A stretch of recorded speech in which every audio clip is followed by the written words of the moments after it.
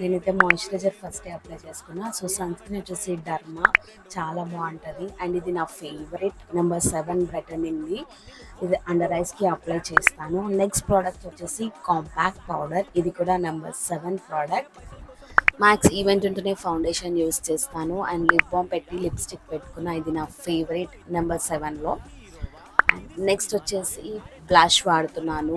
Pink blush వేసుకున్నాను, బాగుంటుంది కదా. నెక్స్ట్ ఐలైనర్ పెట్టుకున్నాను అండ్ ఇలా సింపుల్గా బొట్టు పెట్టుకుంటాను. కోమ్ చేసుకున్నాను నీట్గా. మనం హెయిర్ అంతా డ్రై అలా ఉంటుంది కాబట్టి సో నీట్గా కోమ్ చేసుకున్నాను. నెక్స్ట్ ఇయర్ రింగ్స్ అండ్ ఈ చైన్ ఇంకా బ్రాస్లెట్ వచ్చేసి లండన్లో తీసుకున్నాను.